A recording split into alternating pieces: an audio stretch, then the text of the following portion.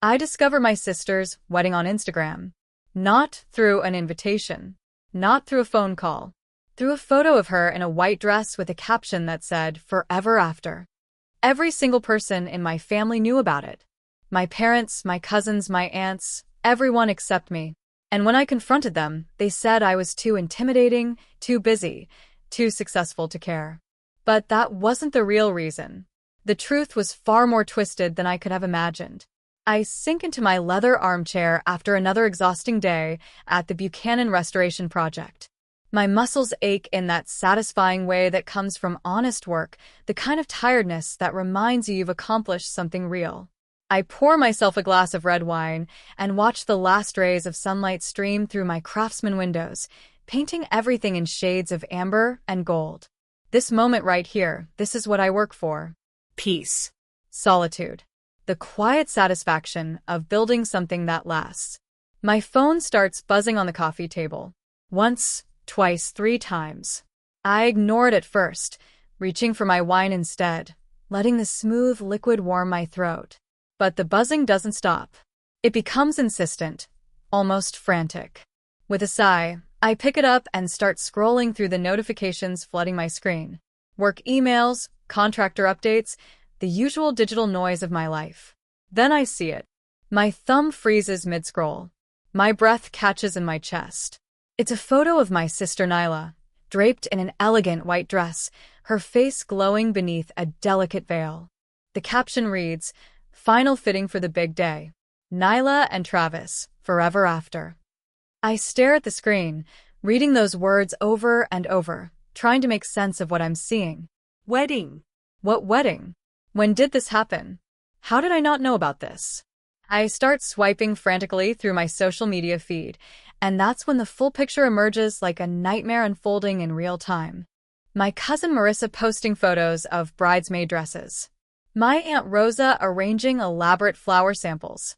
My mother's hands holding embossed invitation samples, the expensive kind with gold foil lettering. An invitation I never received. An invitation I was never meant to receive. I click on the most recent post and scroll through the comment section. Can't wait to celebrate with you next month. The venue looks absolutely stunning. So blessed to be part of your special day.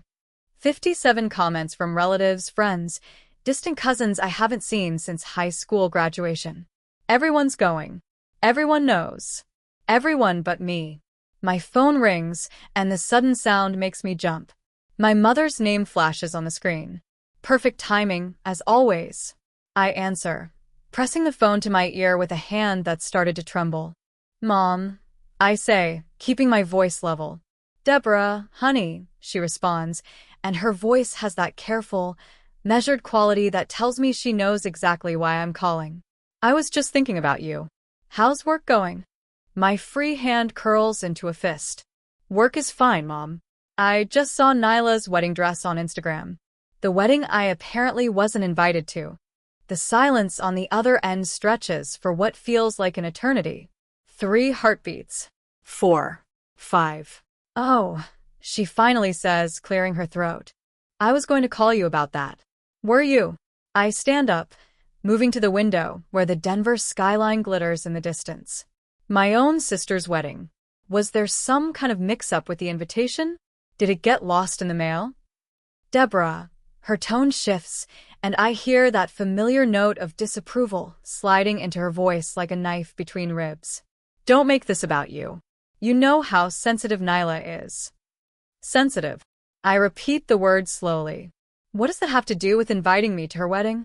"You're always so busy with your career," she says, as if this explains everything. "Nyla felt like you wouldn't make time anyway. She didn't want to deal with the rejection." The room suddenly feels colder. I press my forehead against the cool glass of the window. "So, you all just decided not to invite me? To my own sister's wedding? Without even asking me?" "Travis thinks family is important," she says, and the way she emphasizes his name tells me everything I need to know about who's really making the decisions here. "And I'm not family?" The words scrape against my throat. "Of course you are," she says quickly. "But you know how things have been. After you criticized her cafe business." She was really hurt by that.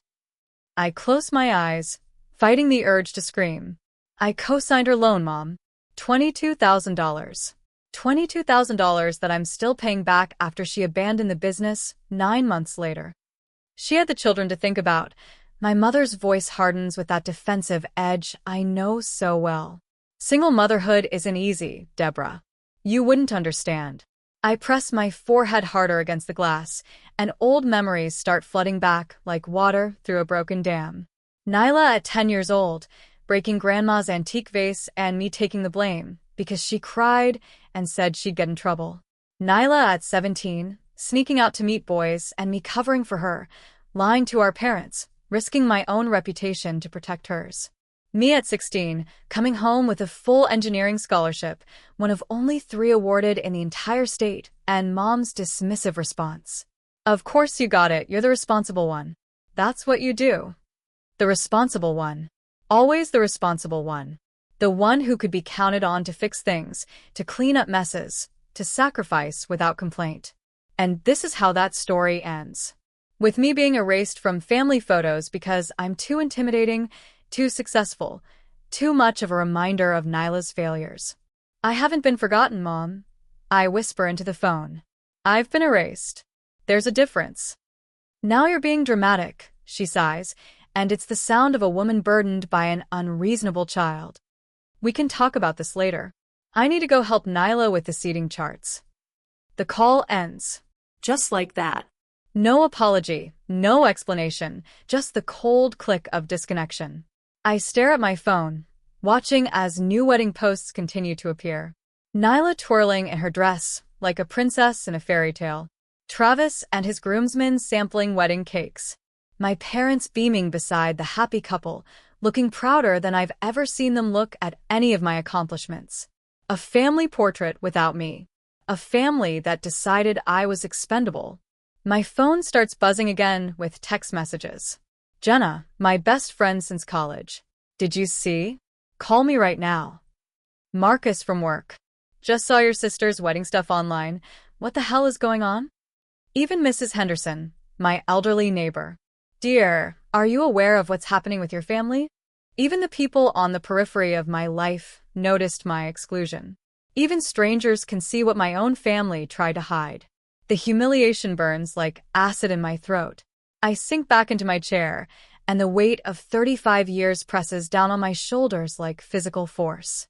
I've built my entire career around restoring historical treasures, bringing beauty and function back to forgotten places, saving buildings that everyone else had written off as beyond repair. But I can't restore my place in this family. I can't fix what they've deliberately broken.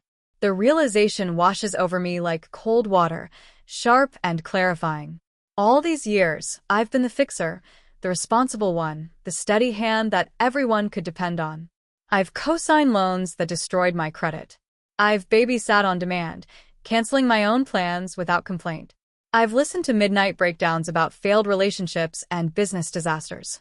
I've shown up when no one else would, sacrificed when no one else could, and this is my reward. Erasure. Exclusion.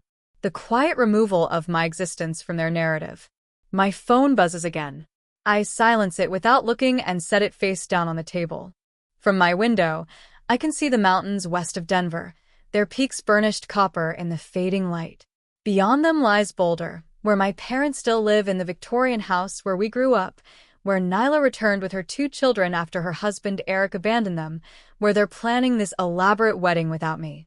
Something shifts inside my chest. Not the hot flush of anger or the sharp sting of hurt, but something cooler, more deliberate, more permanent. A quiet certainty settles into my bones. This time, I whisper to the empty room, I won't fix what they've broken. I pick up my phone and open Instagram again. With methodical precision, like I'm working through a restoration checklist, I unfollow my sister. Then my mother. Then my father. My cousins. My aunts. Each tap of my finger feels like setting down a burden I've carried for far too long. This is not an act of revenge. It's not petty or spiteful. It's simply a decision. A boundary. The first real boundary I've ever set with my family. The last golden light fades from my windows, plunging my living room into shadow. I don't move to turn on the lamps. Instead, I sit in the gathering darkness, and I feel something I haven't felt in years. Lightness. Freedom. For the first time in my life, I'm not rushing to mend the family's broken pieces, not scrambling to fix someone else's disaster, not sacrificing my peace for their comfort. And the silence that follows feels like the first deep breath after being underwater too long. 3 days pass before I make the drive to Boulder. 3 days of ignored calls from everyone except Mom, whose voicemails grow increasingly dramatic. Deborah, we need to talk. Your sister is very upset. You're making this so much harder than it needs to be. Each message more manipulative than the last, each one a masterclass in emotional warfare disguised as maternal concern. My tires crunch over the gravel driveway of my parents' Victorian home. The morning sun glints off the stained glass above the front door, casting fragments of ruby and amber across the porch. The house stands proud against the mountain backdrop, its gingerbread trim and sweeping eaves as familiar as my own reflection. This house represents everything about my childhood. The beauty and the dysfunction, the appearance of perfection hiding the rot underneath. I grip the steering wheel until my knuckles turn white. Part of me wants to throw the car in reverse and drive away, leave them to their wedding and their lies and their carefully constructed reality that doesn't include me. But I need answers. I need to hear them say it to my face. Dad's hunched figure appears in the garage doorway. Hector Alvarez perpetually hiding behind projects, always working on something to avoid working on relationships. Today it's his 1967 Mustang, the restoration project he's been working on since I was in high school. He straightens when he spots my car, wiping grease from his hands onto a rag that's seen better days. His eyes dart toward the house, then back to me. He doesn't wave. He doesn't smile. He just stands there, and I can see the guilt written all over his face. I kill the engine and step out into the June heat. Dad, I say simply. Debbie, he nods, already retreating deeper into the garage. Your mother's inside. Of course she is. And of course, he won't stand beside her for this conversation. Some things never change. Some patterns are too deeply ingrained to break. The screen door creaks as I enter, and the house smells of cinnamon and coffee, Mom's version of emotional armor, her way of pretending everything is normal when the world is falling apart. She appears in the kitchen doorway, her face arranged in an expression of careful concern that doesn't quite reach her eyes. Deborah, she says warmly, like I've just stopped by for a casual visit. I was just about to call you. Coffee? I made your favorite coffee cake. I don't want coffee, I say, remaining standing in the entryway with my hands in my pockets. I want to know why I wasn't invited to Nyla's wedding. Mom's smile falters for just a second before reforming. Oh, honey, it's complicated. You've been so busy with your career, and we didn't want to add more stress to your plate. Don't. The word slices through her excuse like a blade. That's not a reason. That's not even a good excuse. She busies herself with a coffee pot, buying herself precious seconds to formulate her next deflection. Nyla was afraid you might not approve of Travis. You can be, well, intimidating sometimes. Intimidating?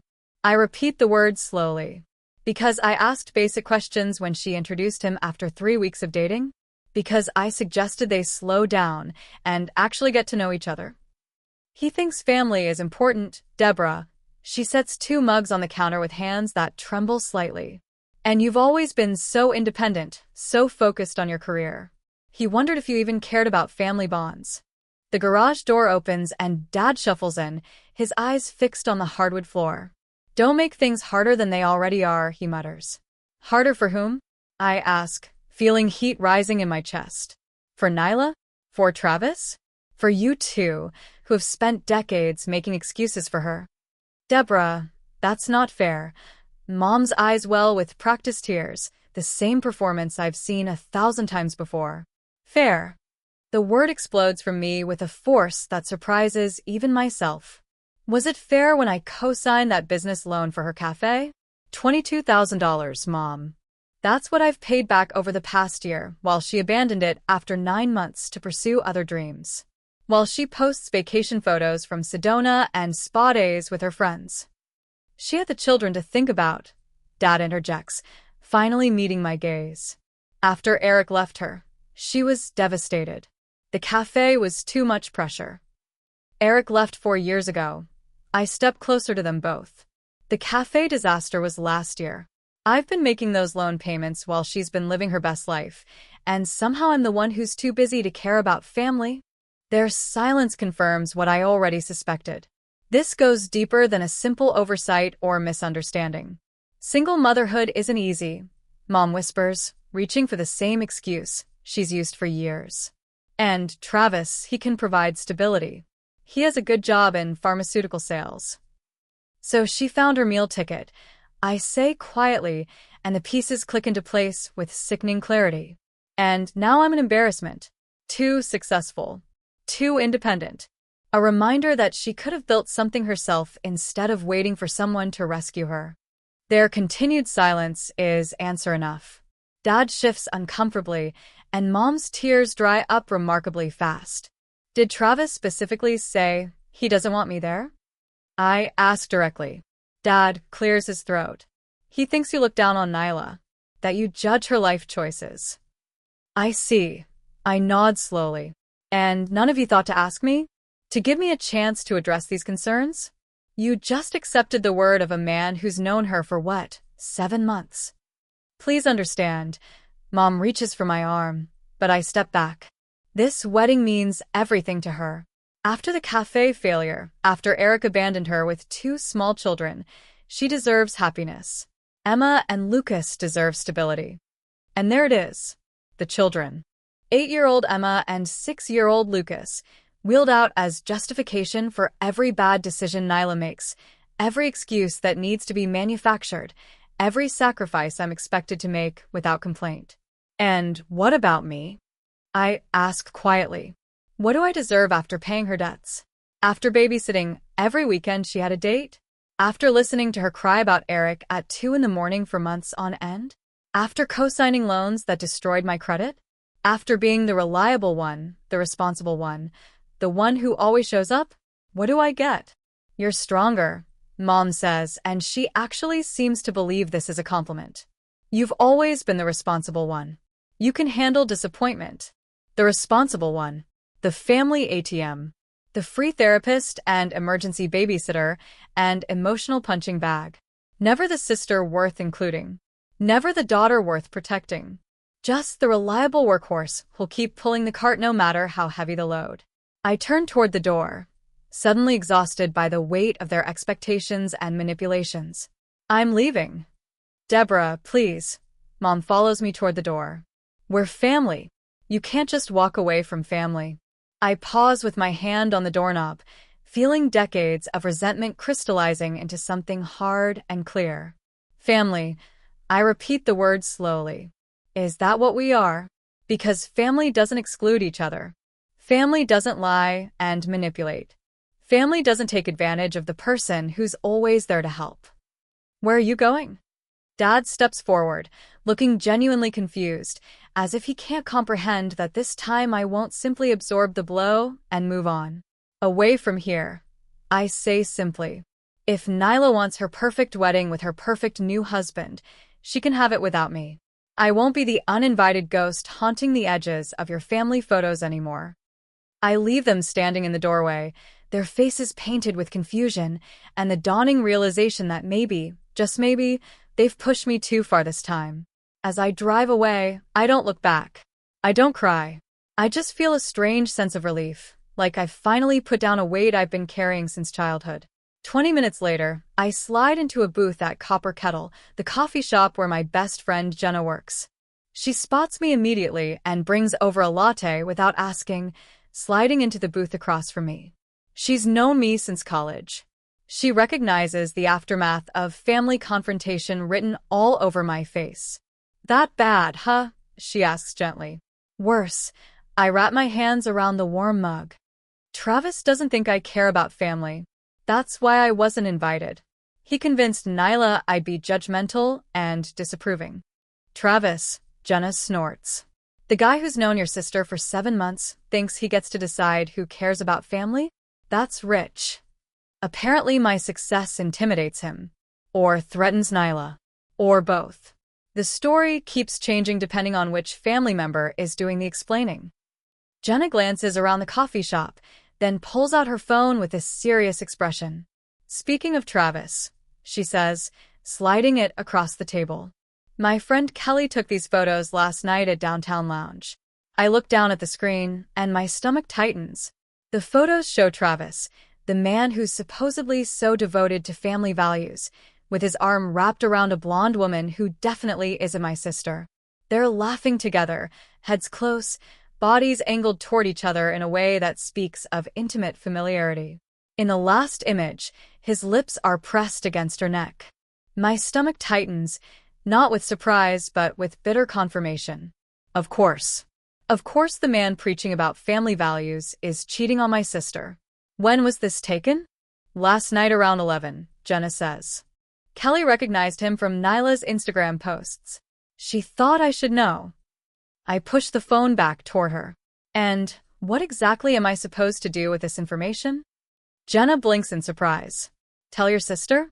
Tell your parents? Stop the wedding before she marries a cheater. The old me, the responsible one, would have done exactly that. Would have rushed to protect Nyla from herself, would have absorbed her rage when she inevitably shot the messenger, would have once again sacrificed my own peace to prevent her from making a mistake. But something fundamental has shifted inside me. No.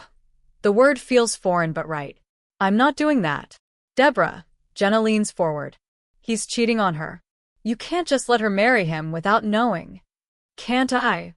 I take a sip of my latte, feeling strangely calm. I wasn't invited to the wedding, remember? It's not my place to interfere in decisions I'm apparently too judgmental to have opinions about. Jenna studies me across the table, her expression somewhere between shock and grudging respect. This isn't like you. Maybe it should be. The realization settles in my chest, not with guilt but with certainty. I've spent my entire life fixing Nyla's messes, protecting her from consequences, bailing her out of bad decisions. And look where that's gotten me. Excluded from her wedding because I'm too intimidating, too successful, too much of a reminder that she could have done better. But if you don't tell her, then she marries him. I finish the sentence. And that's her choice. Her life. Her consequences to deal with. Jenna sits back, processing this new version of me. What if she gets hurt? She's a grown woman making her own decisions, I say, and the words should hurt more than they do.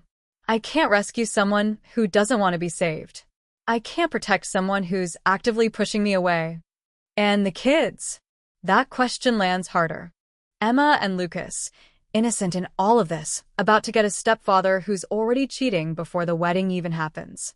But even that's not enough to pull me back into the dysfunction. The kids have a mother who needs to learn to stand on her own feet, I say firmly. And parents who enable every bad decision she makes. If I jump in now, nothing changes.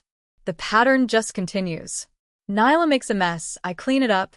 Everyone learns that there are no real consequences. For the first time in my life, I'm not rushing to prevent a disaster heading straight for my family. The discomfort of inaction sits heavy in my stomach, but beneath it runs a current of something unfamiliar yet powerful. Relief. Freedom. Self-preservation. That evening, I pour myself another glass of wine and settle into my window seat, watching the Denver skyline glitter against the darkening sky. My phone sits face down on the coffee table, deliberately silent. I've muted notifications from my family members, created a boundary that feels both terrifying and liberating. 3 weeks pass and I maintain my distance. Mom's voicemails become increasingly dramatic. Deborah, your sister needs you. How can you be so cold? What will people think when you're not at the wedding? Each message reveals more about her priorities than mine. It's not about me and Nyla's relationship. It's about appearances, about what the extended family will say, about maintaining the fiction that we're all one big happy family. I don't respond. I don't engage. I focus on my work, on restoring the beautiful bones of forgotten buildings, on the satisfaction of creating something lasting and real. And then the wedding day arrives. According to Jenna's intel, which she provides without me asking, the ceremony is set for 3 o'clock at the Ridgewood estate. The Ridgewood. Even the name drips with old money and exclusivity. Mom spent weeks arranging white roses and gold accents throughout the historic mansion. 150 guests. Local press covering the union of Travis Reed, prominent pharmaceutical engineer, and my sister, the perpetual damsel in need of rescue. I spend the day working on my own house, sanding floors and planning the kitchen renovation I've been dreaming about. I deliberately avoid social media, avoid the temptation to peek at what I'm missing. Instead, I lose myself in the physical work, in the rhythm of transformation and restoration. As evening approaches, I shower and pour myself a glass of wine, settling into my favorite chair with a book on historical architecture. My phone sits on the coffee table, and I've almost forgotten about the wedding entirely when it starts buzzing. Once, twice, 10 times in rapid succession. Something in the persistent rhythm sets my teeth on edge. I reach for the phone, and my screen is flooded with notifications. 27 in the last 4 minutes. My thumb hovers over the screen. Part of me wants to shut it off completely, finish my wine in peace, maintain the boundary I've worked so hard to establish. But curiosity wins. I tap the screen, and a video fills my view. Shaky footage from what looks like Ridgewood's grand ballroom. White roses everywhere, just as Jenna described. Guests in formal wear clustered against the walls, their faces shocked and horrified. And in the center of it all, Nyla and Travis. My sister's mascara streaks down her face in dark rivulets. Her perfect white dress is crushed in her fists as she screams something unintelligible at her new husband. Travis towers over her, his tuxedo jacket unbuttoned, tie askew, his face contorted with rage that's shocking in its intensity. "You knew I was seeing someone?" he shouts, his voice cracking through my phone's speaker. "You set me up? You had someone following me?" Nyla lunges forward, shoving his chest with both hands. "Everyone knew. You weren't exactly discreet. Half of Denver saw you with her." Then it happens. Travis's arm swings out, his open palm connecting with my sister's cheek with a crack that echoes through the ballroom. The sound reverberates through the video, sharp and final. Gasps erupt from the crowd. The camera shakes violently as the person filming reacts to what they're witnessing. "Oh my God," I whisper, my fingers pressed against my lips, the wine forgotten. The video cuts off abruptly. I frantically scroll through messages, trying to piece together what happened next. "Jenna, Deborah, are you seeing this? Call me now." Marcus from work. "Holy shit, just saw the Reed Alvarez disaster trending online." Mrs. Henderson. "Dear, your family is all over the news." Channel 9. I switch to the local news app with shaking hands. There it is, already breaking news. Society wedding ends in assault charges. The footage plays again, this time from a different angle, shot by someone closer to the action. I can see more details now. Mom's horrified face in the background, her hand over her mouth. Dad attempting to rush forward before being restrained by 2 other men in suits. Guests backing away, creating a circle around the chaos like spectators at a car crash. The anchor's voice cuts through with professional detachment.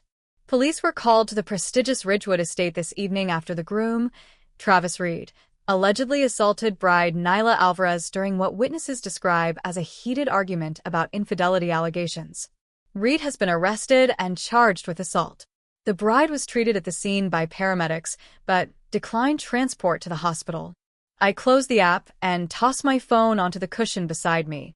My pulse hammers in my throat. Part of me, a part I'm not particularly proud of, feels a sick vindication. I knew Travis was wrong for her. I saw the red flags. I would have warned her if anyone had bothered to ask my opinion. But another part of me, the part that still remembers braiding Nyla's hair when we were children, feels genuine horror. No one deserves to be struck on what should have been the happiest day of their life. I drain my wine glass, refill it with an unsteady hand, and wait. Because I know what's coming next. I know the pattern as well as I know my own name. The phone rings at exactly 11:47. My mother's name flashes on the screen, and I let it ring 4 times while I compose myself, while I decide who I want to be in this moment. Mom. I answer finally, my voice neutral. Sobbing erupts from the other end, raw and desperate. Deborah. Her voice catches, thin and reedy with panic. Your sister's hurt. She needs you. Please come to the hospital. I close my eyes, and the words I've said 1,000 times in my life rise automatically to my lips. I'll be right there. I'll fix it. I'll help. I'll drop everything and come running like I always do. But something stops me. The memory of scrolling through wedding photos I was never meant to see. The years of cleaning up Nyla's messes while my own life was put on hold. The money I'm still paying back. The credit I destroyed. The opportunities one missed because I was always available to rescue her. I wasn't invited, Mom. I say quietly, each word deliberate. Showing up now would only make things worse. I'm too intimidating, remember? Too judgmental. The silence that follows is profound, so complete I can hear her breathing hitch on the other end. But she needs you, Mom finally whispers. She always needs you when things go wrong. No. I correct her gently but firmly. She needed Travis. She needed security and status and a fairy tale wedding. What she needed from me, apparently, was my absence. That's not fair, Deborah. Her voice takes on that familiar manipulative edge. I know, I say, swirling the wine in my glass, watching it catch the city, lights outside my window. Neither was excluding me. More silence. I can almost see her face, the calculation behind her eyes, searching for the leverage that's always worked before. The guilt. The family responsibility. The assumption that Deborah will fix everything. I'm sorry about what happened, I add, and I mean it. Truly, no one deserves what Travis did. But I'm not the solution this time. I can't be. The line goes dead without another word. No goodbye, no argument, just empty air. I stare at the phone, feeling something fundamental shift inside me, like a bone finally setting properly after years of being out of alignment. For the first time in my life, I've refused to rush headlong into a family crisis. I've set a boundary and held it, even when every instinct screamed at me to abandon it. The absence of panic surprises me. So does the absence of guilt. Instead, I feel something close to peace. I sleep better that night than I have in years. The aftermath unfolds over the following days through a combination of news reports, social media, and updates from Jenna, who seems to have appointed herself my information liaison despite my protests. Travis was arrested and charged with assault. The wedding, obviously, didn't happen. Nyla moved back into my parents' Victorian house with Emma and Lucas. The whole disaster became local news, then regional news, then a viral story about toxic masculinity and the importance of really knowing someone before marriage. My inbox fills with messages from relatives I barely know, all offering variations of, I can't believe this happened, and poor Nyla. None of them mention my absence from the wedding. None of them acknowledge that maybe, just maybe, if people had listened to my concerns about Travis moving too fast, this disaster could have been prevented. 2 weeks after the wedding that wasn't, Dad shows up at my door without warning. It's just after 9 on a Tuesday evening, and I'm in my pajamas watching a documentary about Frank Lloyd Wright when I hear the knock. Through the peephole, I see him standing on my porch, soaked from a sudden rainstorm, without an umbrella. He looks older somehow, diminished, like he's aged 10 years in 2 weeks. Deborah, he calls, his voice barely audible through the door. Please, I need to talk to you. I lean my forehead against the cool wood, feeling the vibration of his knocking against my skin. Every instinct tells me to pretend I'm not home, to maintain the boundary I've finally established. It's about the house, he adds, and I hear genuine desperation cracking through his usually stoic voice. The bank is threatening foreclosure. My hand freezes on the doorknob. Foreclosure? My parents have owned that Victorian home for 35 years. It's paid off, or should be. What could possibly have gone wrong? Part of me wants to keep the door closed, to let him stand in the rain and feel what abandonment tastes like. But his slumped shoulders and rain-soaked appearance pull at something deep inside me, something I can't quite shut off despite everything that's happened. With a sigh that comes from somewhere deep in my soul, I turn the lock and open the door. "You have 10 minutes, I tell him, stepping aside. "And this better not be about Nyla." He steps inside, rainwater pooling at his feet on my hardwood floor, and shakes his head. "It's worse than that," he says, pulling a thick manila envelope from inside his jacket. "Much worse." I close the door behind him, and a chill runs through me that has nothing to do with the rain he brought in. While he dries off with the towel I hand him, I fill my electric kettle. Some conversations require hot beverages and steady hands. When he's settled at my dining table, clutching a steaming mug of tea, he speaks without preamble. "We've been using your money for something else. Not the mortgage." The kettle whistles in the background, but I barely hear it. "What money?" "The monthly checks you've been sending. The $1,000 a month for the past 4 years. I pour water over tea bags with hands that have started to tremble. "For the mortgage. That's what you told me when you asked for help." "Not exactly." He slides the envelope across my table. "It was for a loan. A home equity line of credit we took out against the house." I open the envelope with fingers that don't quite feel like my own, spreading the contents across my dining table. Bank statements. Loan documents. Notices of pending foreclosure proceedings. Legal letters with increasingly threatening language. My eyes catch on one number and stop. $195,000. "You took out a HELOC for almost $200,000? My voice sounds distant, like it's coming from someone else. He nods, eyes fixed on his trembling hands. "For Nyla. After Eric left, the kids needed stability. We wanted to help." I scan the paperwork, my blood turning cold as I spot the co-signers. Cynthia Alvarez and Nyla Alvarez. Wait. Nyla hasn't lived in your house for years. She moved out before she even met Eric. How could she co-sign as a resident? Dad stops, swallows hard. "Your mother told the bank Nyla was living with us. She falsified the residency information." Understanding crashes down on me like a wave of ice water. "So the money I've been sending every month, the money you said was for mortgage payments, was actually going toward paying off this fraudulent HELOC?" He can't meet my eyes. "Yes." I grab my calculator with shaking hands, punching numbers that blur in front of my vision. "For years. 12 months per year. $1,100 each month. $82,000. My voice cracks. "You've taken $82,000 from me under false pretenses.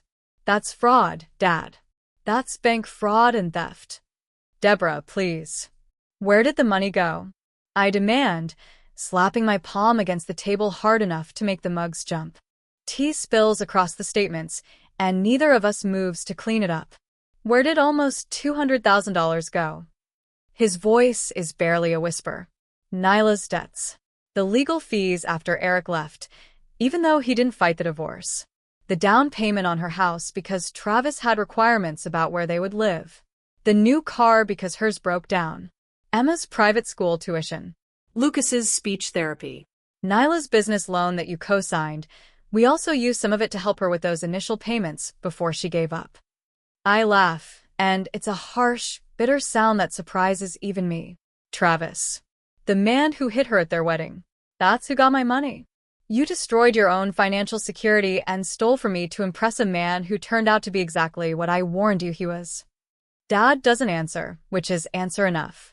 I stand up, moving to my home office with mechanical precision, and return with my phone and digital camera.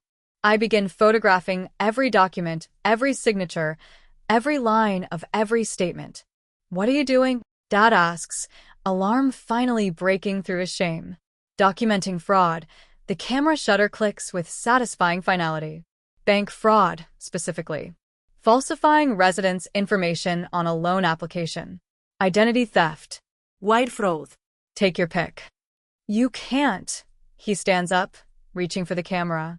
"This would destroy your mother. Nyla's children would suffer." "Don't." I hold up one hand, stopping him in his tracks. "Don't you dare put this on me. I'm not the one who lied. I'm not the one who stole. I'm not the one who committed multiple felonies.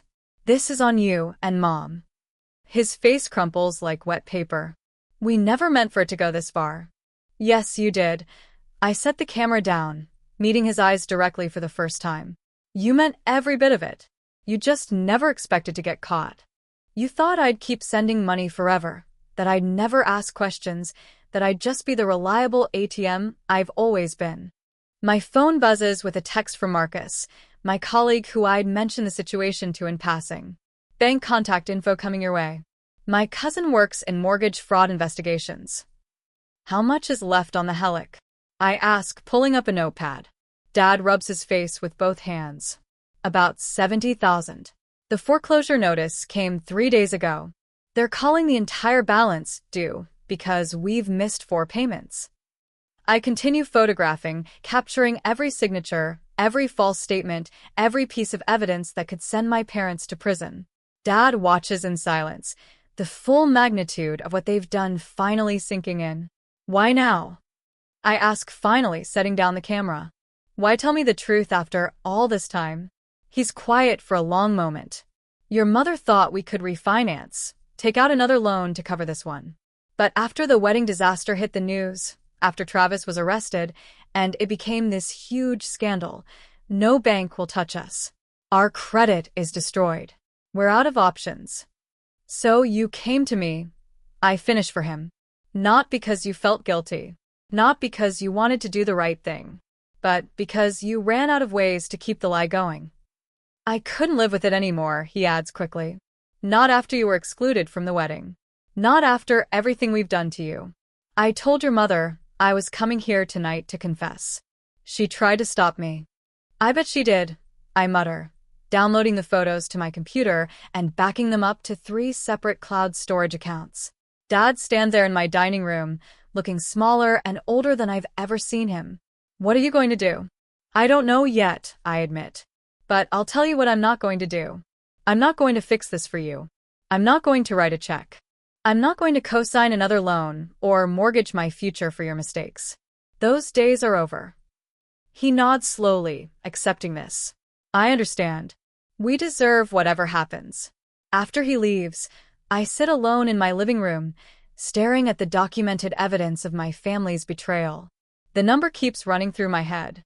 $82,000. That's not just money. That's the down payment I couldn't make on a bigger house. That's the vacation I never took. That's the retirement account that should be much larger. That's years of my life, my work, my sacrifice, stolen from me by the people who were supposed to love and protect me. I should be furious. I should be calling lawyers and police and making sure everyone pays for what they've done. But instead, I feel something else. Clarity. For the first time in my 35 years, I can see my family exactly as they are, without the fog of obligation and guilt and the desperate need to believe they love me as much as I've loved them. The next morning, I call Aunt Rosa, my father's sister, and the only family member who never played favorites, who never asked me for money, who never treated me like a resource to be exploited. I lay out everything over coffee at her house, showing her the documents, explaining the full scope of the betrayal. She listens without interrupting, her weathered hands wrapped around her mug, her eyes sharp and assessing. When I finish, she's quiet for a long moment. What do you want to do, Mija? She asks finally. I don't know, I admit. Part of me wants to turn them in, let them face real consequences for once. But Emma and Lucas didn't do anything wrong. They're innocent in all of this. They are, Rosa agrees. But they're also not your responsibility. Nyla is their mother. She needs to figure out how to take care of them without stealing from her sister. Over the next week, I consult with 2 different lawyers, learning my options, understanding the full legal implications of what my parents have done. I could press charges. I could sue them in civil court. I could force the sale of their house to recover my losses. I could destroy them financially and possibly send them to prison. But every time I think about actually doing it, I see Emma and Lucas, 2 kids who've already been through so much, losing their grandparents to scandal and incarceration. 2 weeks after Dad's confession, I call a family meeting at my house. I specify that only Dad, Mom, Nyla, and Aunt Rosa should attend. No children. No extended family. Just the core people involved in this disaster. They arrive at the appointed time, and the tension in my dining room is thick enough to cut. Mom's face is a mask of defiance mixed with fear. Nyla looks genuinely confused, like she still doesn't understand the full scope of what's been done in her name. Dad just looks exhausted. I've prepared for this moment. The dining room table is covered with organized stacks of documents, each one labeled and indexed. Bank statements, loan applications, payment histories, the physical evidence of years of lies. Sit down, I tell them, my voice calm and steady. They sit. This, I gesture to the table, is documentation of systematic fraud committed over 4 years. Bank fraud, identity theft, Wide fraud. false statements on loan applications, falsified residency claims, the theft of $82,000 from me through deliberate deception. Nyla gasps, her hand flying to her mouth. What? I don't understand. I slide a document toward her. This is the home equity line of credit Mom and Dad took out 4 years ago, listing you as a co-signer and claiming you lived at their address. Did you know about this? She scans the document, her face going pale. No. I never signed this. I didn't even know they took out a loan. Your signature is forged. I confirm. Which means Mom committed identity theft against you too. They borrowed almost $200,000 and told me the monthly checks I was sending were for their mortgage payments. Instead, that money was going to pay off this fraudulent loan, which they used primarily to fund her lifestyle. Nyla looks at our mother with something like horror. Mom, is this true? Cynthia's chin lifts in that familiar gesture of defensive pride.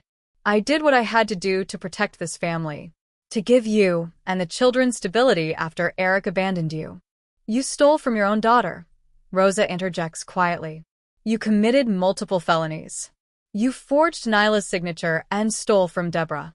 Don't dress it up as maternal sacrifice. What do you want? Mom asks me, her voice tight. To send us to prison? To destroy this family completely?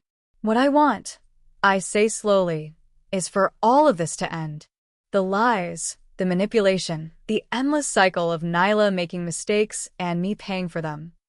I pull out another document, one I had my lawyer prepare. This is a promissory note. You're going to sign over the side lot of your property to me. Aunt Rosa has already spoken with someone at a title company. We can do the transfer today. That lot is worth approximately $90,000. You'll sell it immediately, and the proceeds will go directly to me as partial repayment for what you've stolen. Dad nods slowly. That's fair. More than fair. I'm not finished. I continue. The remainder of the Helic debt is not my problem. You'll need to figure out how to handle it without involving me. Sell the house, downsize, get real jobs, I don't care. But I'm done funding your poor decisions. Where will we live? Mom asks, and there's genuine panic in her voice now. That's not my concern, I reply, and the words feel both cruel and necessary. You should have thought about that before committing fraud. I turn to Nyla. As for you, I want you to understand something. Every dollar they stole from me was supposedly for your benefit. Your house down payment, your car, your children's expenses. You may not have known about the fraud, but you benefited from it. And you need to take responsibility for your own life from this point forward. Tears stream down her face. I didn't know, Deborah. I swear I didn't know. I believe you, I say, and I do.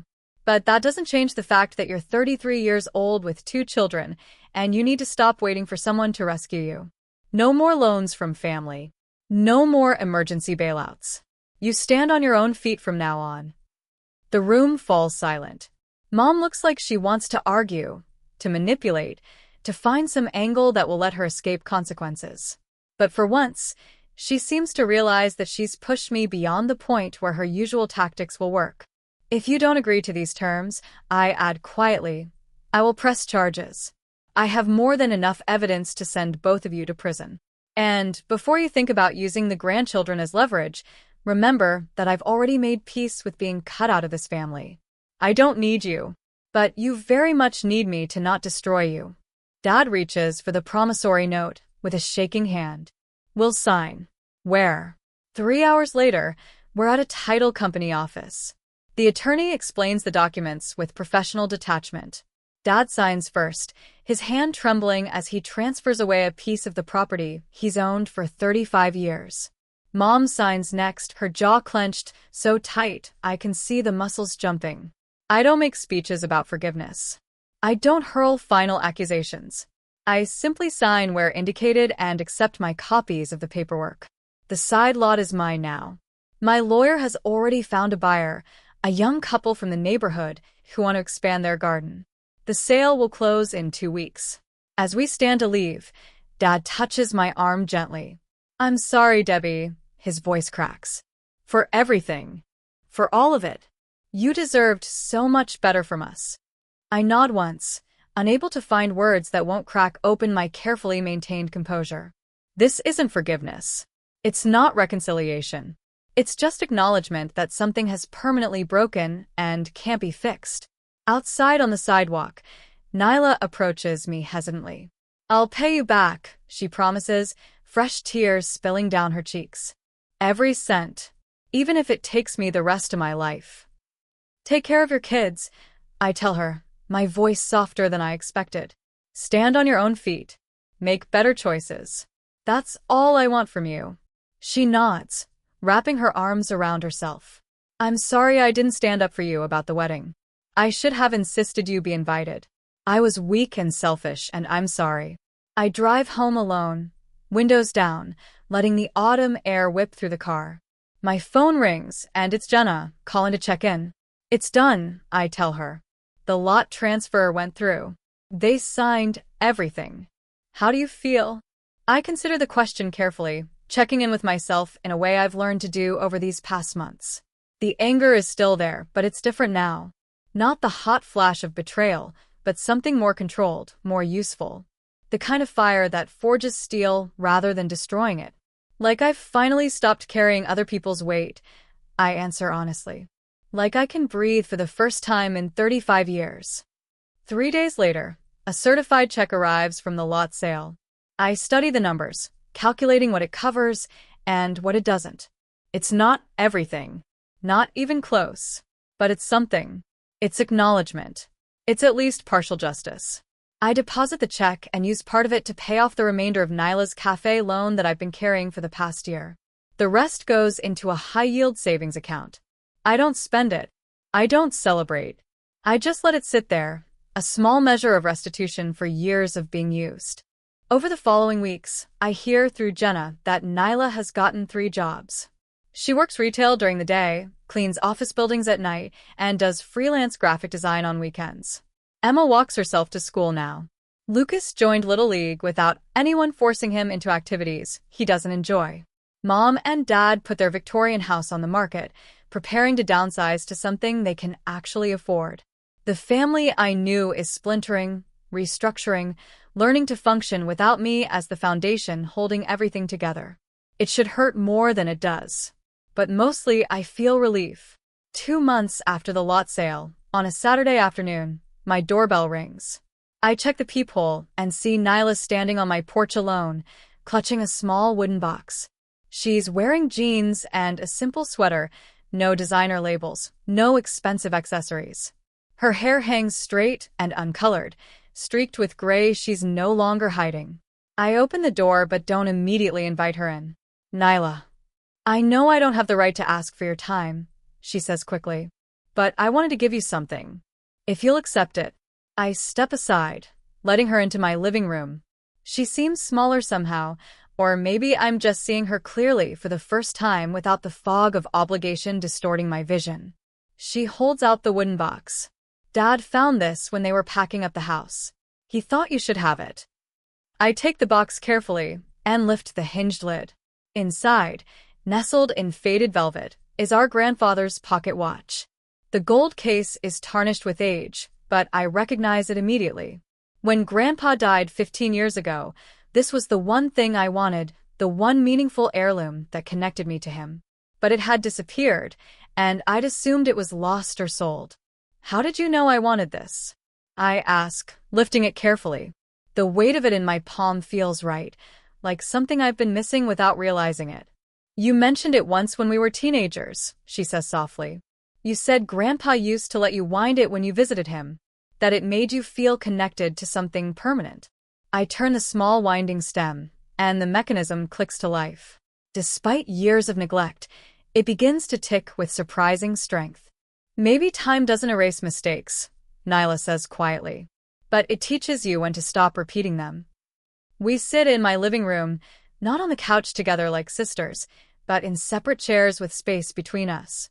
Not uncomfortable, but not presuming intimacy that no longer exists. I've been thinking a lot about us, she says, her hands twisting in her lap. About how I always saw you as the strong one, the one who had everything together. I told myself it was okay to lean on you because you could handle it. But that was just me being selfish. I took and never thought about what it cost you. I don't rush to reassure her or make it easier. I just listen. These past 2 months have been the hardest of my life, she continues. 3 jobs, 2 kids, no safety net. But they've also been the most honest. For the first time since I was a teenager, I'm standing on my own feet. I'm making decisions and living with the consequences. I'm showing Emma and Lucas that you don't wait for someone to rescue you. You rescue yourself. That's good. I say, and I mean it. That's growth. I want to pay you back, she says. Not because I think money fixes what we did, but because you deserve it. I've started a payment plan.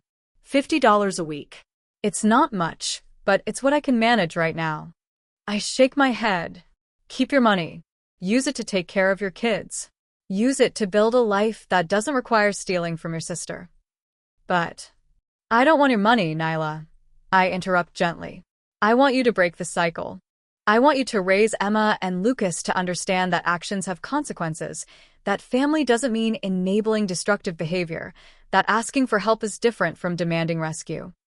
She nods slowly, tears gathering in her eyes. Can I bring the kids by sometime? They miss you. Emma keeps asking why we don't see Aunt Deborah anymore. I consider this carefully. Maybe in a few months. After we've both had time to figure out who we are without the old patterns. She stands to leave, and at the door, she turns back. For what it's worth, I'm proud of you. For setting boundaries. For refusing to be used anymore. I know I should have said that a long time ago. After she leaves, I sit with Grandpa's pocket watch, listening to its steady tick.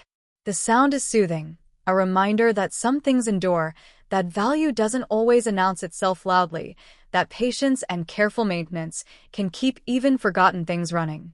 That evening, I update my journal, something I've started doing regularly as part of processing everything that's happened.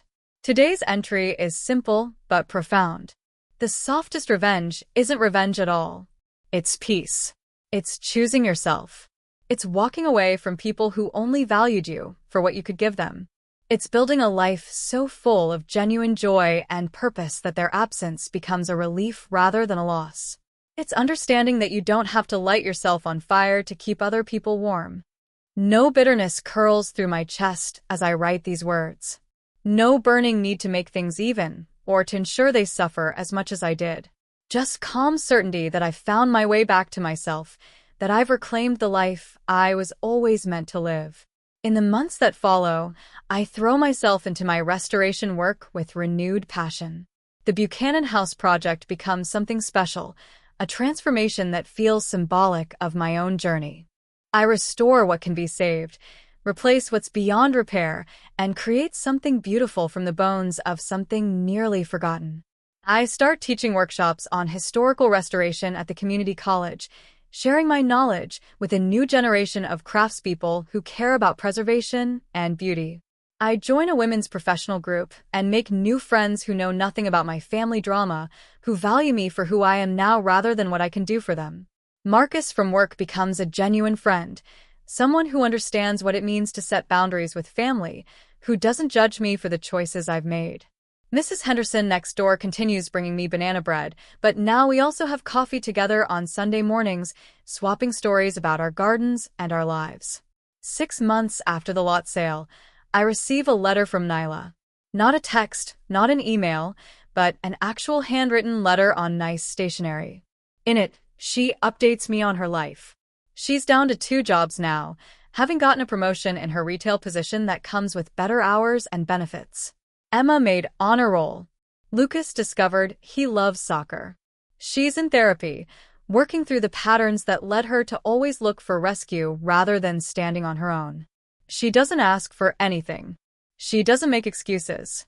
She just shares her life and expresses hope that maybe, someday, we can rebuild some form of relationship based on honesty and mutual respect rather than obligation and enablement. I write back a short note acknowledging her letter and expressing genuine happiness that she's finding her way. I don't make promises about reconciliation or family dinners or returning to how things were. Because we can't go back, and I wouldn't want to even if we could. A year after the wedding that never happened, I'm standing in my newly renovated kitchen, pouring morning coffee and looking out at the mountains that frame my view. My phone buzzes with a text from Jenna asking if I want to grab lunch, and another from the community college asking if I'll teach an additional restoration workshop next semester. My life is full in ways it never was when I was consumed with managing everyone else's crises. I have time for friendships, for hobbies, for the restoration projects I'm passionate about. I have money in savings because I'm not constantly bailing out family members. I have peace because I'm not walking on eggshells, wondering when the next crisis will erupt. The doorbell rings, and I open it to find a delivery person with a large package. Inside is a wooden sign, custom-made, with words burned into the grain in elegant script. The best revenge is a life well lived. The note attached is from Aunt Rosa. For your new house, Mija. In case you need the reminder that you chose right. I hang it in my entryway, where I'll see it every day coming and going. A reminder that setting boundaries wasn't cruel, it was necessary. That choosing myself wasn't selfish, it was survival. That walking away from people who only valued me as a resource wasn't abandonment, it was self-preservation. Sometimes, late at night, I think about my family and wonder if they've learned anything from all of this. I hope they have. I hope Mom and Dad have found contentment in their smaller house and simpler life. I hope Nyla continues building her independence and showing her children what real strength looks like. I hope they've all learned that love without respect is manipulation, that family shouldn't be synonymous with exploitation, that genuine connection requires mutual care rather than one-sided sacrifice.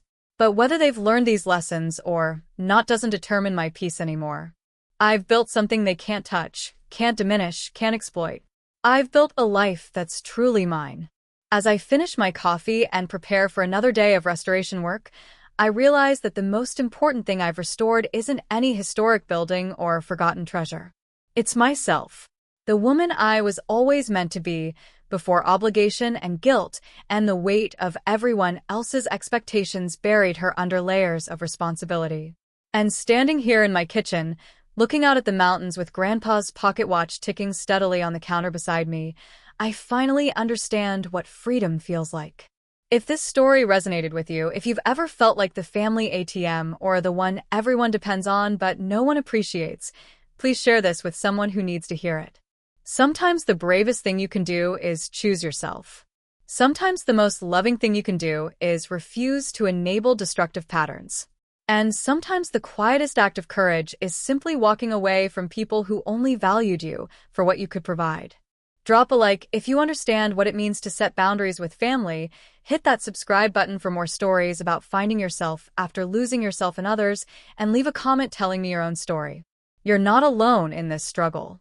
And choosing yourself doesn't make you selfish, it makes you wise. Thank you for listening to my story. Thank you for being here. And remember, the softest revenge is peace, and peace begins when you finally put yourself first.